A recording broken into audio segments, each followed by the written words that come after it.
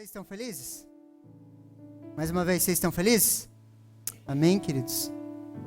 Queridos, deixa eu falar uma coisinha para vocês.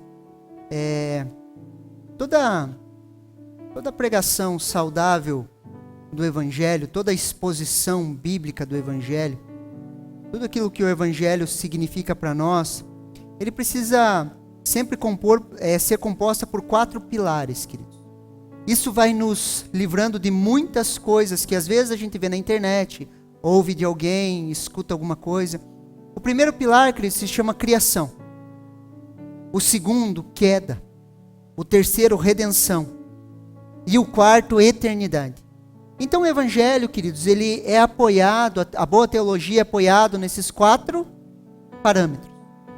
Criação, queda, redenção e eternidade. Amém? Toda queda, toda a distorção social, queridos, tudo que nós conhecemos por mal, tudo aquilo que traz prejuízo para o ser humano, ele nasce na queda. Posso ouvir um amém?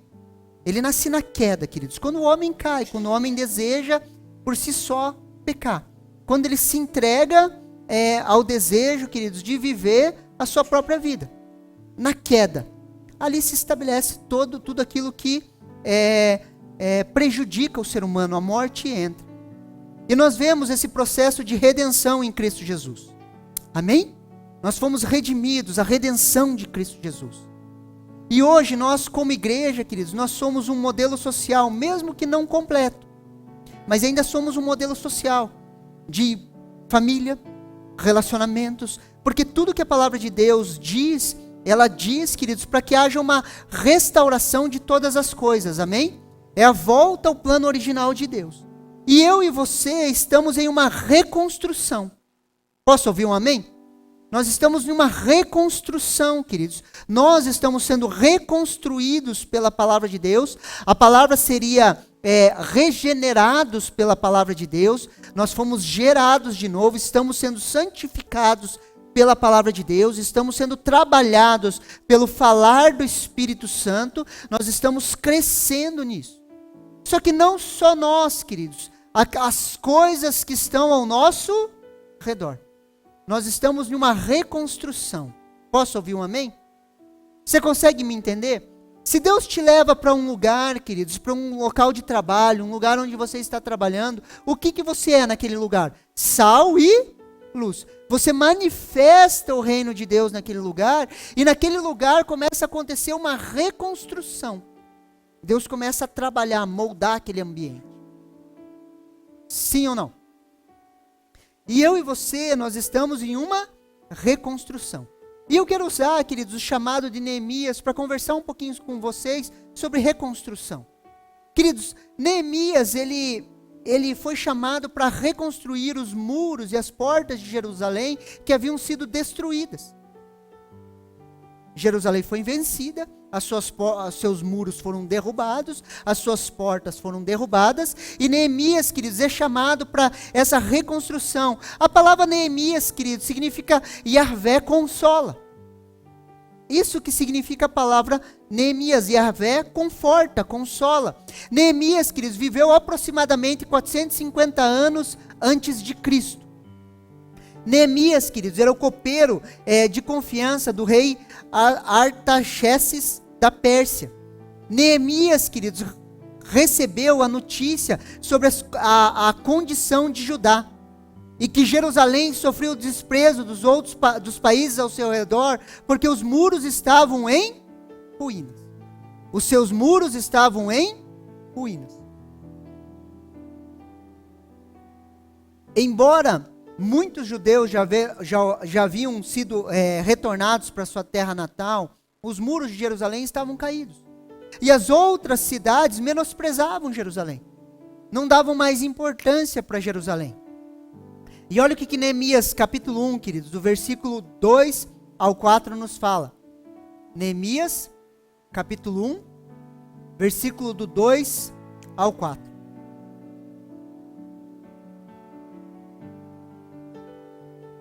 Neemias, capítulo 1, versículo 2 ao 4. E veio Anani, um dos meus irmãos com alguns homens de Judá. Então lhes perguntei a respeito dos judeus que escaparam e que sobreviveram ao exílio e a respeito de Jerusalém. E eles me responderam: os restantes, os que sobreviveram ao exílio e se encontram lá na província, estão em grande miséria e humilhação. As muralhas de Jerusalém continuam em ruínas, e os portões foram destruídos pelo fogo. Versículo 4. Quando ouvi estas palavras, eu me sentei, chorei, lamentei por alguns dias, fiquei jejuando, orando, diante de Deus dos céus. Queridos, preste atenção aqui. Todo chamado de Deus, ele nasce em uma angústia. Todo chamado de Deus, queridos, ele mexe com a gente. Ele nasce em uma angústia. Quando Deus nos chama, queridos, é para responder uma necessidade. Neemias ouve a situação do seu povo que estava em extrema miséria e em humilhação. A cidade, queridos, onde seus pais haviam sido enterrados, queridos, estavam com seus muros destruídos. O que acontece? Ele se angustia, queridos. Todas as vezes, queridos, que nós vemos algo fora do alinhamento de Deus, queridos, em cima do nosso chamado, aquilo nos angustia. O chamado profético, queridos, nós somos profetas de Deus. O chamado profético, queridos, nos incomoda. Por quê? Porque quando nascemos de novo, queridos, nós temos o senso do Éden dentro de nós. Deus restaura o senso do Éden. Deus restaura essa identidade do Éden. Nós começamos a entender como as coisas eram para ser, queridos. E quando nós olhamos para as coisas como elas são, queridos, e não como elas deveriam ser, aquilo nos angustia. Aquilo queima em nosso coração, arde em nosso coração. Nós não conseguimos nos conformar, queridos. Por isso que Romanos vai falar, não se conforme com esse mundo. Queridos, mas quando nós estamos em Deus, queridos, quando nós nascemos de novo, quando nós temos o Espírito Santo habitando em nós, é impossível se conformar. É impossível, queridos, olhar para a situação da cidade onde nós moramos, olhar para a situação da nossa família, olhar para a situação das pessoas que estão ao nosso redor, olhar para a situação que está a nossa cultura, queridos, e nós falarmos, está tudo bem. É impossível, queridos. Algo dentro de nós queima, acende, queridos, nós começamos a ficar angustiados. E todo chamado de Deus, queridos, ele nasce em uma angústia. A notícia da humilhação de Jerusalém consumiu Neemias, a ponto de ele sentar e chorar. Sentar e chorar. Neemias ali, queridos, ele tem um diagnóstico. E muitas vezes, preste atenção, Deus vai dar o diagnóstico para mim e para você. Queridos, às vezes quando você sai para algum lugar, você começa a ver a maneira que a cultura está se moldando, a maneira que as coisas estão acontecendo. O ataque sistemático contra a família, o ataque sistemático contra os nossos filhos, o ataque sistemático contra os nossos valores, a absorção desses valores. Quando você vê pessoas que absorveram esses valores, você começa a olhar para as pessoas, elas estão caminhando para longe dos valores de Deus, elas estão andando por si só, queridos, elas estão a passos largos para o inferno. Quando você olha aquilo, queridos, nós temos esse diagnóstico e isso queima dentro de nós. Só que o diagnóstico, pelo diagnóstico, queridos, não acontece nada. E podemos traçar, queridos, um paralelo entre a situação de Jerusalém e as nossas vidas. Quando nós olhamos, queridos, a ideia e o contexto de Neemias, queridos, nós podemos associar as nossas vidas, queridos. As nossas famílias, a nossa igreja, a colônia. Nós olhamos para nós, queridos, e podemos diagnosticar, queridos, assim como Neemias diagnosticou, as coisas estão fora do balanço. Não era para as coisas estarem assim. Não era para ser assim. Os muros de Jerusalém eram para estar em pé. Jerusalém é a cidade santa. Jerusalém é a capital do povo escolhido de Deus. Não era para estar assim. E nós podemos traçar um paralelo, queridos, e é isso que eu quero que você faça com as nossas vidas. A nossa família, o nosso emprego, as coisas que fazemos. Receber as informações, queridos. O diagnóstico não vai fazer diferença. A grande questão é o que fazemos com ele. Saímos falando aos quatro ventos, ou sentamos, choramos, oramos, jejuamos para uma reconstrução. O diagnóstico pelo diagnóstico não tem valor nenhum, queridos. O que importa é o que fazemos com a informação que temos. Preste atenção aqui. O diagnóstico, queridos, de uma situação pelo diagnóstico não vai nos levar a lugar nenhum. Pastor, eu vejo que a igreja está passando por um período de frieza espiritual. Não estou falando de igreja local, estou falando de igreja no Brasil. Muita gente ouve isso. A igreja está se corrompendo.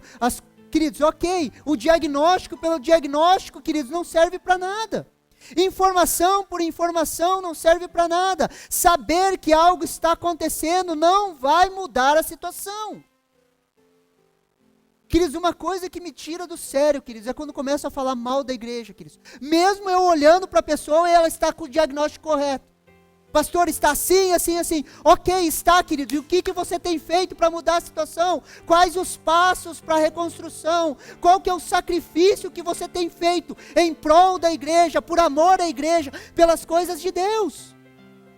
Você consegue me entender?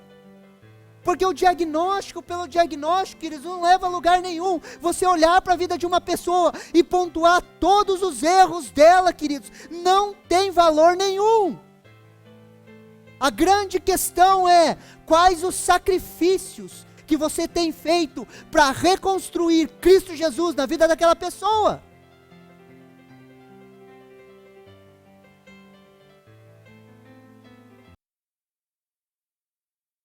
Como pastor, queridos, o que mais me tira do sério, queridos, é pessoas que falam mal de pessoas sem cuidar de pessoas. Porque olhar, queridos, e diagnosticar problemas, queridos, nós temos já isso em nós. Sim ou não? Queridos, você pode entrar em um lugar, queridos, não sei se você é assim, mas eu sou. Quando eu entro em um lugar, queridos, pode estar tudo certinho, mas se tiver um defeitinho, qual que é o lugar que a gente vai olhar? Por defeito, sim ou não? Você também é assim? Então é mal de tudo nós mesmos. A gente entra num lugar, a gente vê o defeito. Quando você se aproxima de uma pessoa, queridos, nós vamos ter uma grande facilidade de ver A grande pergunta é, o que eu tenho feito para reconstruir Jesus na vida das pessoas? O que eu tenho feito, queridos, trabalhado, me esforçado, sacrificado do meu tempo, da minha vida, queridos. Tempo é igual a vida. Da minha vida, do meu tempo, para que pessoas sejam abençoadas, para que pessoas sejam transformadas. Consegue me entender?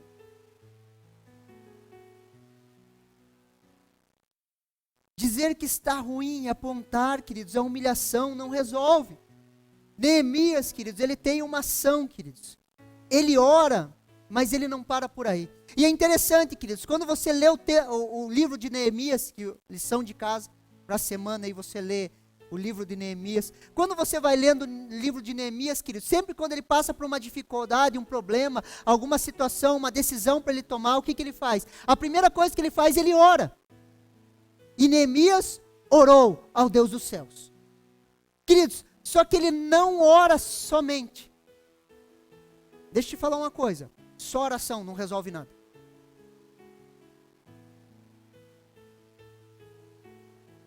Só oração não resolve nada.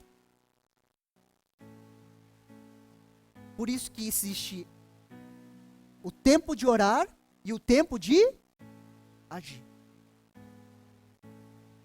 O tempo de orar e o tempo de agir.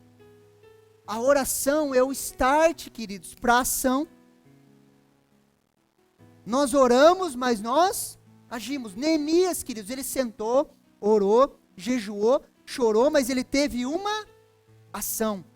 Olha o que no capítulo 2 de Neemias, do versículo 1 ao 3, a palavra de Deus nos fala. Neemias 2, do 1 ao 3. No mês de Nissan, no 20º ano do reinado de Astarxerxes, uma vez posto o vinho diante dele, eu peguei e ofereci ao rei. Ora, nunca antes eu tinha estado triste diante dele. Então o rei me disse: por que seu rosto está triste, se você não está doente? Isso tem de ser tristeza do coração. Então fiquei com muito medo. E lhe disse: que o rei viva para sempre. Como não estaria triste o meu rosto, se a cidade onde estão sepultados os meus pais está em ruínas, e os seus portões foram queimados? Queridos, se apresentar, queridos, diante do rei com afeição triste, poderia ter custado a vida de Neemias. Se apresentar diante do rei com medo, queridos, poderia ter custado a sua vida. Por isso que ele vai falar: eu estive com muito medo. E nós precisamos resgatar esse valor. Preste atenção aqui em mim. Nós precisamos resgatar o valor de se arriscar pelo reino de Deus. De se arriscar pelas coisas de Deus. Desse desejo, queridos, em prol do reino, do chamado de Deus sobre as nossas vidas. Servir a Deus, queridos, é um chamado arriscado. Olha o que João, capítulo 15, versículo 18 ao 19 nos fala. João, capítulo 15, versículo 18 ao 19. Se o mundo odeia vocês, saibam que antes de odiar a vocês, odiou a mim. Se vocês fossem do mundo, o mundo os amaria, o que era seu, mas vocês não são do mundo. Pelo contrário, eu deles os escolhi, e por isso o mundo odeia vocês. Queridos, deixa eu falar uma coisa para você. Servir a Deus, queridos, é arriscado. Se posicione hoje, queridos. Se posicione hoje em algumas pautas, em algumas discussões políticas, com o pensamento que você tem, baseado na palavra de Deus. É arriscado ou não é? Servir a Deus, queridos, é algo arriscado. Não fomos chamados para ser aceitos, fomos chamados para restaurar aquilo que foi derrubado. Muito tem se falado, queridos, de igrejas inclusivas. A igreja tem que ser inclusiva, a igreja tem que ser inclusiva, a igreja tem que ser inclusiva. Muitas pessoas falam isso porque elas têm medo disso. Só que a grande verdade é, queridos, que se nós como igreja nos posicionarmos, o mundo vai nos odiar. Não tem a ver com nos aturar, queridos. Eles vão nos odiar. Pastor, você não acredita que a igreja é inclusiva? Não, porque o evangelho é exclusivo. O evangelho tem uma linha, queridos, um traço. Todos os que crerem nele. Sim ou não? Não tem um traço de exclusão? Todos aqueles que crerem nele. E aqueles que creem em mim guardam os meus mandamentos. Mais uma linha de exclusão. Por isso que a porta é estreita, o caminho é estreito e poucos andarão por ele. Queridos, não adianta, queridos, alargar o caminho, queridos, incluir pessoas e na hora da prestação de contas, o caminho se estreitar.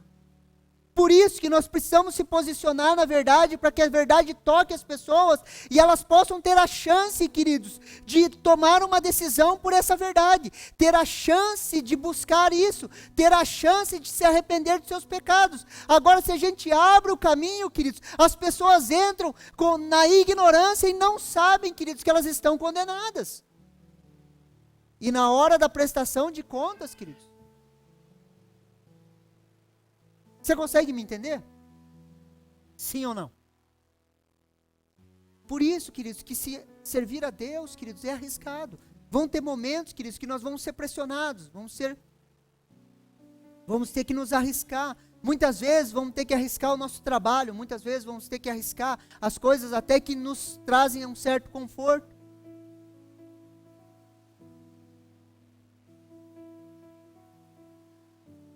Igual o seu chefe chegar para você e falar assim: diminui o preço dessa nota aqui. Você consegue me entender? Ali você se arrisca a perder o seu emprego. Só que eu te digo uma coisa, é perdendo que se ganha. Temos testemunho no nosso meio de pessoas que fizeram isso. É perdendo que se ganha. Por isso que é arriscado. Neemias, queridos, ele encontra o favor do rei. É enviado com cartas de recomendação. No capítulo 3 nós vemos a distribuição dos trabalhos. Neemias compartilha a visão com o povo. O povo acende, queridos, com a vontade de reconstruir Jerusalém, queridos. O povo se anima no trabalho, queridos. Então nós entramos no capítulo 4, queridos, e encontramos a resistência. E é sobre isso, queridos, é aqui que eu quero concentrar a nossa palavra. Neemias, capítulo 4, do versículo 1 ao 3. Neemias, capítulo 4, versículo 1 ao 3. A palavra de Deus fala assim: quando Sambalate ouviu que nós estávamos reconstruindo a muralha, ficou irado e indignado, e começou a zombar dos judeus, na presença dos seus irmãos, e do exército de Samaria, e ele disse: o que esses judeus fracos estão fazendo? Vocês vão permitir que eles continuem? Será que eles vão oferecer sacrifícios? Pensam que podem acabar com a obra em um só dia? Será que as pedras que foram queimadas poderão renascer daqueles montes de pó? Tobias, o amonita, estava com Sambalate e disse: mesmo que reconstruam, se vier uma raposa, derrubará aquela muralha de pedras. Queridos, Neemias estava fazendo a vontade de Deus, sim ou não? Sim, estava reconstruindo as muralhas. E ele sofreu resistência, sim ou não? Sim. Precisamos entender isso, queridos. Quando estamos reconstruindo, vamos sofrer resistência. Quando nós entramos, queridos, para reconstruir a nossa casa, quando nós tentamos reconstruir o plano, o projeto de Deus para as nossas vidas, quando nós estamos trabalhando, queridos, nós estamos trabalhando nos projetos de Deus, nas coisas de Deus, queridos, você pode ter certeza que nós vamos ter resistência. Nós não podemos mais ser tão ingênuos, queridos, que achando que nós estamos fazendo a obra de Deus, queridos, as coisas vão acontecer de forma tranquila, sem resistência, sem inimigos a serem vencidos. Os apóstolos passaram por isso. Olha o que 1 Timóteo, capítulo 4, versículo 14 ao 15 nos fala. 1 Timóteo, capítulo 4, versículo 14 ao 15. Alexandre, o ferreiro, algumas traduções vão colocar como latoeiro. Alexandre, o ferreiro, me causou muitos males. O Senhor dará a retribuição de acordo com o que ele fez. Tome cuidado com ele também você, porque resistiu fortemente às nossas palavras. Queridos, Paulo estava fazendo a vontade de Deus, sim ou não? Sim. Ele estava abrindo igrejas, discipulando igrejas, fazendo trabalho apostólico, as suas viagens, ele estava fundamentando a igreja de Jesus, ele estava trabalhando arduamente, queridos, entregando a sua vida pela obra. Paulo começa, queridos, e estabelece igrejas, queridos. De repente, levantam-se pessoas, queridos, que confrontam a palavra de Paulo. Queridos, as palavras de Paulo, queridos, os textos de Paulo, queridos, são estudados minuciosamente, queridos, há 20 séculos, queridos. E tem coisas que são muito difíceis para a gente compreender. Tanto é que o apóstolo Pedro, ele olha assim, ele começa a falar sobre Paulo, ele fala: Paulo escreveu isso para vocês, e tem coisas que ele escreveu que é muito difícil de entender. Pedro, queridos, que andou com Jesus. Agora imagine se Alexandre, queridos, poderia sentar com Paulo e perguntar as coisas: e aí, Paulo, me explica sobre isso. Responsabilidade humana, Paulo, ou predestinação, soberania total de Deus, nos explica sobre soteriologia, salvação. Se há responsabilidade humana na salvação, Paulo. E o que esse cara faz? Resiste a ele, resiste às suas palavras. Tanto é que Paulo fala para Timóteo, tome muito cuidado com esse cara, porque ele resistiu fortemente às minhas palavras. Queridos, quando nós estamos em um trabalho de reconstrução, queridos, vão haver pessoas que resistem. Vão haver coisas que nós vamos enfrentar, lutas que nós vamos enfrentar. Olha o exemplo de João, queridos, na sua terceira carta. Terceira carta de João, capítulo 1, só é um capítulo, do versículo 9 ao 10.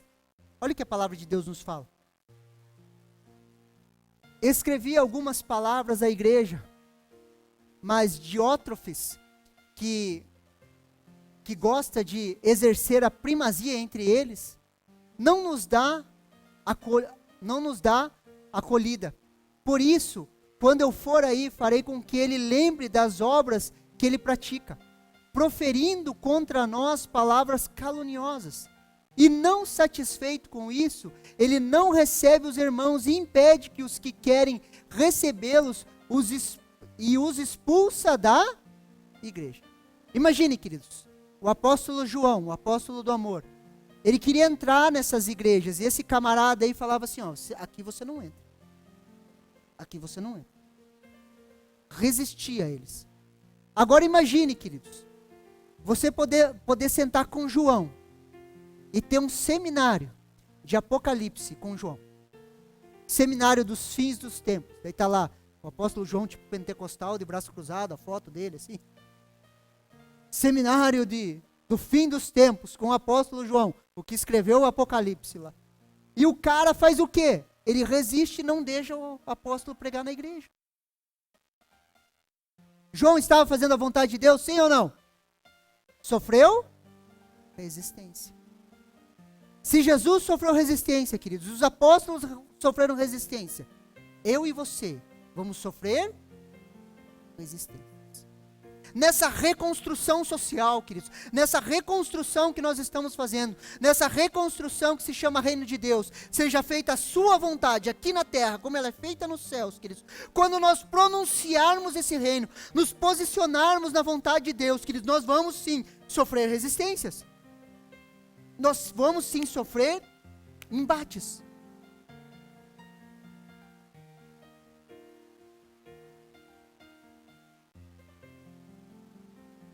Os ataques, queridos, são sempre os mesmos. Os ataques dessa resistência são sempre na nossa identidade. Repete comigo assim, identidade. Os ataques são sobre a identidade. Olha o que Neemias, capítulo 4, versículo 2 nos fala. Na presença de seus irmãos e do exército de Samaria, ele disse, olha o que ele disse, querido. O que é que esses judeus fracos estão fazendo?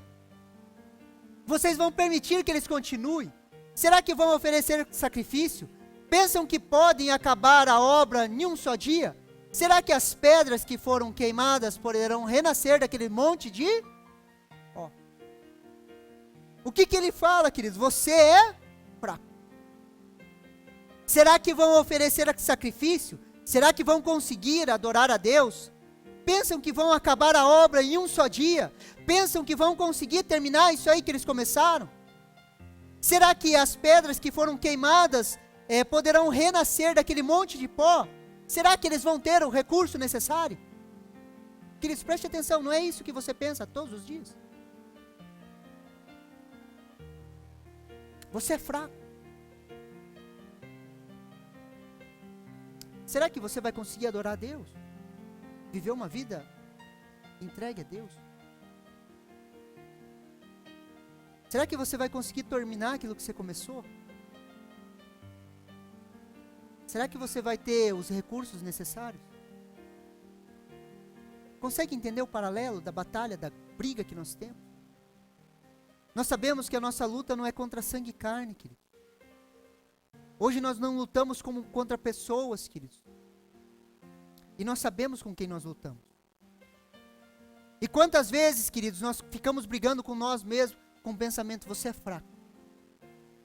Você não vai conseguir. Você não é constante, aquilo que você começa, você nunca termina. Os recursos não vão vir, você não vai ter recursos necessários. Você consegue me entender?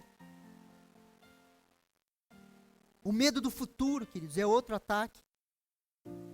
Versículo 3. Tobias, o amonita, estava com Sambalate e disse: mesmo que reconstruam, se vier uma raposa, derrubará aquela muralha de pedra. Mesmo que eles reconstruam, não vai durar. Tudo que você está fazendo hoje não vai durar. Eram isso que eles estavam falando. Tudo que você está fazendo hoje não vai durar. E isso vai minando, queridos. E é uma tentativa de Satanás de nos colocar medo do futuro. Tudo que você está construindo vai cair. Vai desmanchar. E é uma luta constante, queridos. A família que você está construindo aí, ó, vai desmoronar. Se uma raposa tocar aí, qualquer probleminha vai dar.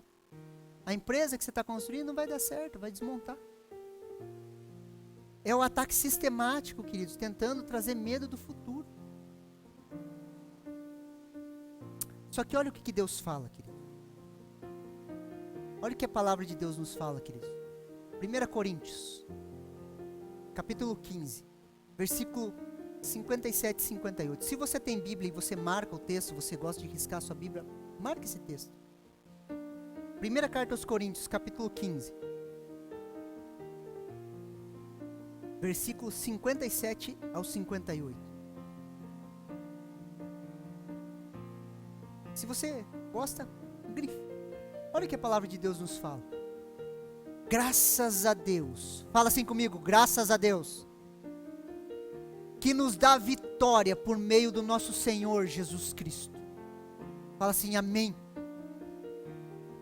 Portanto, meus amados irmãos, sejam firmes, inabaláveis, sempre abundantes na obra do Senhor, sabendo que no Senhor o trabalho de vocês não é vão. Portanto, meus amados irmãos, sejam firmes, inabaláveis, sempre abundantes na obra do Senhor, sabendo que no Senhor o trabalho de vocês não é em vão. Queridos, a obra do Senhor, queridos, não tem a ver com a obra na casa do Senhor. Preste atenção aqui em mim. A obra do Senhor não tem a ver com a obra na casa do Senhor. A obra do Senhor, ela acontece na casa do Senhor, mas a obra do Senhor não é somente na casa do Senhor. A obra do Senhor, queridos, é aquilo que você faz todos os dias. Não é somente no nosso grupo familiar, não é somente nos ministérios da igreja, queridos. Ela engloba todas as áreas da nossa vida. Quando você está trabalhando, queridos, você está fazendo a obra do Senhor. Quando você está em casa com a sua família, você está fazendo a obra do Senhor. Quando você está corrigindo e educando os seus filhos, você está fazendo a obra do Senhor. Tudo o que você está fazendo para Deus, você está fazendo a obra do Senhor. Quando você está na sua casa, queridos, com a sua família, sentado, vendo um filme, deitado, comendo pipoca, vendo um filme, aquilo é obra do Senhor. Você está passando tempo com seus filhos, gerando neles o senso de família, a importância de família. Quando você para tudo, queridos, e para comer uma pipoca com seus filhos, você está fazendo a obra do Senhor. Quando você está lá no seu sofá descansando, você está fazendo a obra do Senhor. Quando você está na sua família, queridos, em comunhão, quando você está no seu trabalho, queridos, produzindo, você está fazendo a obra do Senhor. E essa obra não é em vão, querido. Todo trabalho, queridos, que você faz para o Senhor, não é em vão. Cada oração, queridos, cada sacrifício, queridos, cada noite mal dormida, tudo aquilo que você se esforça para fazer no Senhor, queridos, não é em vão. Posso ouvir um amém? A obra do Senhor não tem a ver somente com a obra na casa do Senhor. A obra na casa do Senhor é importante, queridos. Você servir uma igreja local, você cuidar do seu grupo familiar, do seu ministério, sim, é importante, mas não é o todo, queridos. O todo engloba toda a nossa vida. Quer comais, quer bebais, façam tudo para a glória do Senhor. Fala um amém aí. Essa obra não é em vão, queridos, e ela vai permanecer. Ela vai permanecer, queridos. Algumas estratégias, queridos, para a reconstrução. Neemias capítulo 4, do versículo 7 ao 9. Mas quando Sambalate e Tobias, os árabes, os amonitas e os astoditas, ouviram que a reparação das muralhas de Jerusalém ia adiante, que já não começavam a fechar-lhes as brechas, ficaram muito irados. Todos se ajuntaram de comum acordo para virem atacar a Jerusalém e criar confusão ali. Porém, nós oramos ao nosso Deus e como proteção pusemos guarda contra eles de dia e de noite. Preste atenção, eles sempre oram, depois eles agem. Nós deveríamos orar e agir. Oramos e pusemos guardas de dia e de noite. Queridos, nós somos chamados, queridos, a vigiar de dia e de noite. Não baixe a guarda, queridos. Vigie os seus pensamentos de dia e de noite. Deus, o que eu tenho pensado? Vigie, querido. Por isso que Jesus fala, vigiar e orar. Vigie, querido. Vigie o que você coloca diante dos seus olhos. Vigie o que você coloca nos seus ouvidos. Vigie as coisas ao seu redor.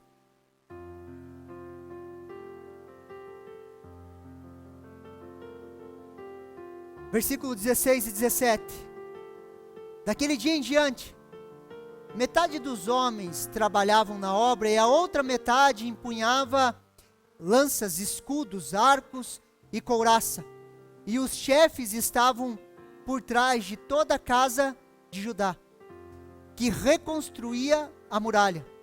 Os carregadores, que por si mesmo tomavam as cargas, cada uma das mãos, com uma das mãos fazia a obra e com a outra segurava a arma. Preste atenção aqui, querido. Metade trabalhava na obra e metade empunhava as armas. Aqui nós vemos o papel da intercessão. Enquanto alguns estavam trabalhando, outros estavam de guarda. Sempre que vamos fazer uma visita, querido, sempre que vamos fazer alguma coisa na casa do Senhor, nós precisamos de intercessores. Repete assim comigo, intercessores.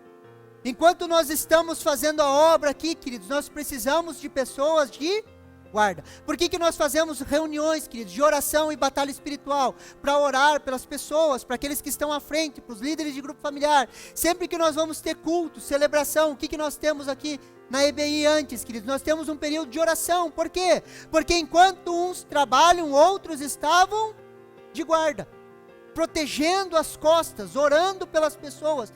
Tudo o que nós fazemos na igreja, queridos, precisa e necessita de intercessão. Não é só ativismo, queridos, não é só trabalho. O trabalho é bom e é importante, mas nós precisamos de intercessores. Nós precisamos de pessoas orando. Ah, pastor, eu vou lá fazer a obra do Senhor sem ninguém orar, sem ninguém te cobrir, sem ninguém estar perto, queridos, é suicídio. É suicídio.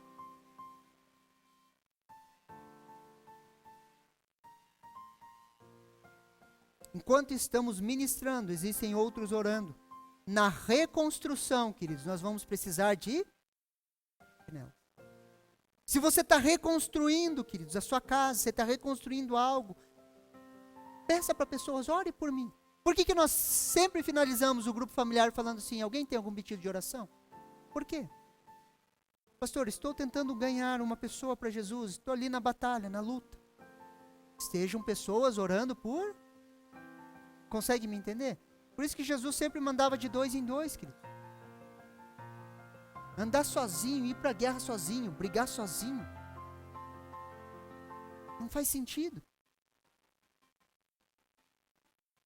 Com uma das mãos fazia a obra e com a outra mão segurava a arma.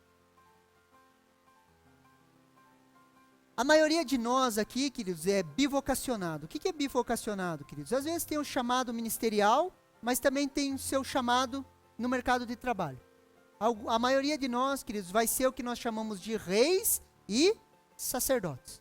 São sacerdotes na casa de Deus, servem na casa de Deus, mas trabalham lá fora também. Tem sua empresa, tem seu trabalho, tem as coisas para fazer. A maioria de nós é assim, querido.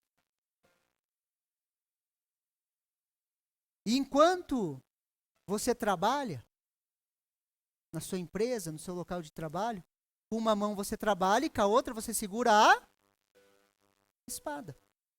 A espada do Espírito, que é a palavra de Deus. Ali você está a postos, queridos, trabalhando com uma mão e pronto para guerrear com a outra. Você no mercado de trabalho, queridos, vai alcançar pessoas que eu como pastor nunca vou alcançar. Deus tem colocado pessoas próximas de você, queridos, que o pastor não alcança. Por isso que com uma mão você trabalha e com a outra você segura a espada. Você está pronto. Pronto para guerrear, queridos. Pronto para lutar por aquelas pessoas. O seu púlpito, queridos, é o seu local de trabalho. O seu púlpito, queridos, seu local de pregação é o seu local de trabalho. Ali que você influencia, tira a espada, ministra. Queridos, quando eu trabalhava na metalúrgica, queridos, eu já tinha o chamado pastoral, eu trabalhava em uma metalúrgica, e, queridos, sempre me queimava o desejo de pregar a palavra de Deus, sempre me queimava a vontade de pregar a palavra de Deus. Só que na igreja, queridos, existe só um púlpito, amém? Existe um local que uma pessoa prega, queridos, e eu estava lá na igreja, e tinha aquele monte de pastor, falava, nunca vão deixar eu pregar, e eu queria pregar, queridos. Eu queria pregar, e eu queria pregar porque eu queria pregar. Daí uma vez eu entendi, queridos, que microfone não significa oportunidade. Às vezes a pessoa fala, eu quero um microfone porque ele acha que é microfone é oportunidade. Daí uma vez o pastor Werner falou assim, ó, o teu púlpito é o teu local de trabalho, você tem que pregar lá onde você trabalha. Eu falei, então tá, eu vou pregar lá. Trabalhava em uma metalúrgica, queridos, 35 minutos de almoço, eu falei assim, vou fazer um grupo familiar aqui.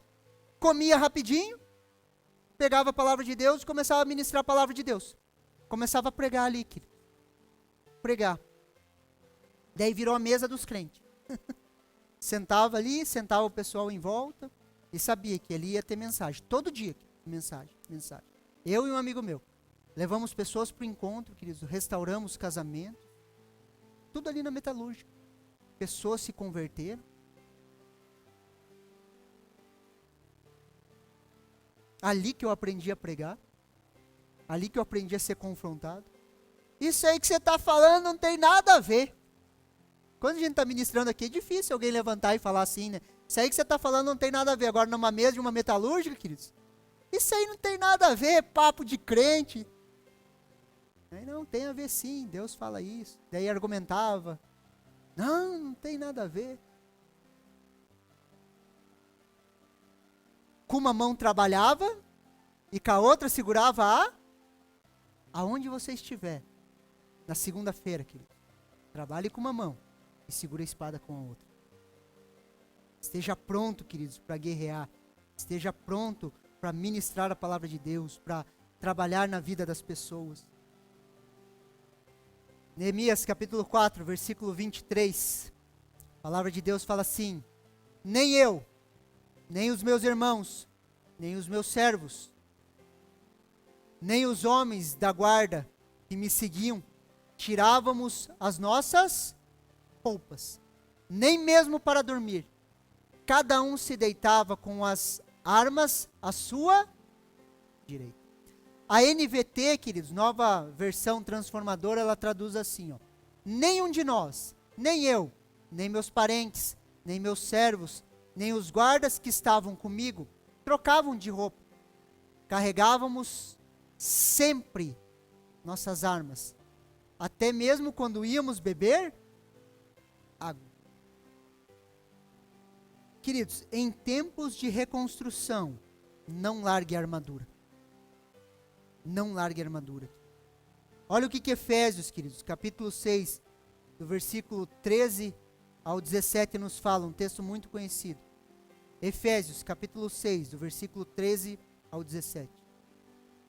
Por isso, ele está falando por causa dos dias maus. Por isso, peguem toda a armadura de Deus, para que vocês possam resistir no dia mau. E depois de terem vencido tudo, permaneçam inabaláveis. Portanto, fiquem firmes, cingindo-se com a verdade e vestindo a couraça da justiça. Tenham os pés calçados com a preparação do evangelho da paz, segurando sempre o escudo da fé, ao qual vocês poderão apagar todos os dardos inflamados do maligno. Usem também o capacete da salvação e a espada do Espírito, que é a palavra de Deus. Queridos, em tempos de reconstrução, queridos, nos tempos que nós vivemos hoje, nós não podemos largar a armadura. Por isso que Paulo vai falar, peguem a armadura, porque ela está disponível. E vão ter crentes, queridos, que não vão pegar. Vão ter crentes que não vão dormir armados. Vão ter crentes que vão dormir com a arma longe, queridos. Mas nós somos chamados ao quê? A pegar a armadura, queridos. E a armadura de Deus, queridos, é um estilo de vida. O cinturão da verdade, nós andamos na verdade. Dia a dia, queridos, nós andamos na verdade, andamos na verdade, andamos na verdade. Nós estamos vestidos com a nossa armadura. Nem de dia, nem de noite nós tiramos ela. Nós andamos na verdade.